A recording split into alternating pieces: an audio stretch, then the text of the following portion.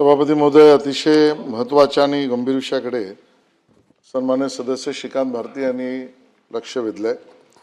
आणि हे आपण सगळेच जाणतो की आपण सगळेजण जी काही कामं करतो समाजासाठी, विविध योजना सरकार म्हणून आणत असतो, धोरण करत असतो किंवा सामान्य नागरिकाचा आवाज ही धोरणं कार्यक्रम करण्यासाठी जो पोचला पाहिजे, सत्ताधारी असो विरोधी असो, या सगळ्यांना आपापल्या पद्धतीने राज्यहित, देशहित, समाजहित यासाठी सातत्याने बोलताना ज्या गोष्टींचा आग्रह आपण मांडत असतो त्या सर्व गोष्टी समाजाच्या संमतीच्या, समाजाच्या माध्यमातूनच आल्या पाहिजेत.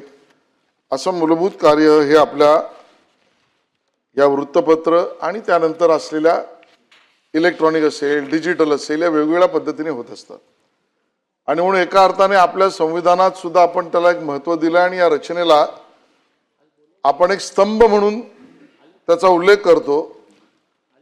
नाही म्हटलं तरी एक चाबूक म्हणून सुद्धा सर्व व्यवस्थांवर आणि समाजहिताच्या गोष्टीसाठी वृत्तपत्र आणि त्यात काम करणारे आपले सर्व सहकारी हे प्रामुख्याने लक्ष देऊन करत असतात.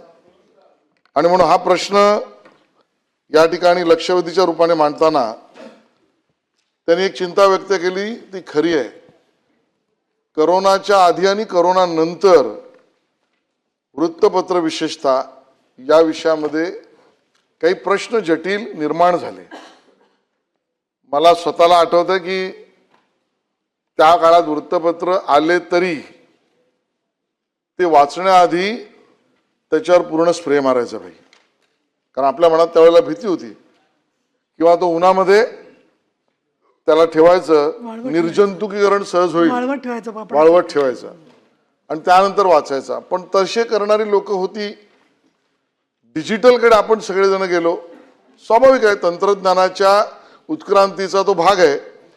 आणि मग या सगळ्यामध्ये एक तर सवयी बदलल्या, करोनामुळे बदललेल्या जीवन पद्धती, त्यात झालेला तंत्रज्ञानाचा विकास, या सगळ्या स्पर्धेमध्ये हे प्रश्न अजून जटिल बनले. आणि मग जो उल्लेख आपण केलात की आता वृत्तपत्र विक्रेता आणि वृत्तपत्रात काम करणारे कर्मचारी आणि वृत्तपत्रातले असलेले पत्रकार, या सगळ्या परिवाराला अजूनचे प्रश्न गंभीरतेने वाटायला लागले.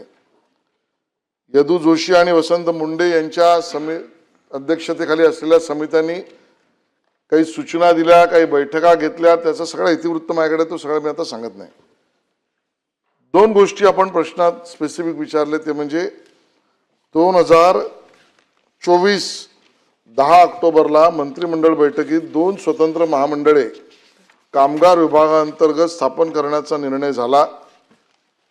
तो कधीपर्यंत त्याची कारवाई पूर्ण होईल आणि मंडळ अस्तित्वात येतील याची प्रक्रिया, एका विभागाचा विषय होता एवढा नसून काही अन्य विभागांचाही असल्यामुळे ती प्रक्रिया आता जवळजवळ पूर्ण झाली. पुढच्या अधिवेशनाच्या आधी आपण यामध्ये सकारात्मक या दोन्ही महामंडळांचा निर्णय करू.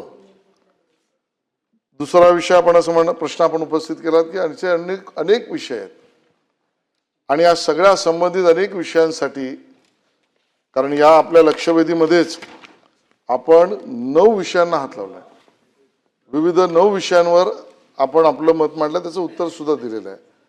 तर या सगळ्या विषयामध्ये संबंधित संघटना, संबंधित पत्रकार, कर्मचारी वर्ग, बरोबरीने त्यांच्यासमोर असलेली आव्हानं, या सभागृहातलेच प्रतिनिधी, या सगळ्यांची बैठक कधी घेणार, तर पुढच्या अधिवेशनाच्या आधी आम्ही बैठका घेऊ.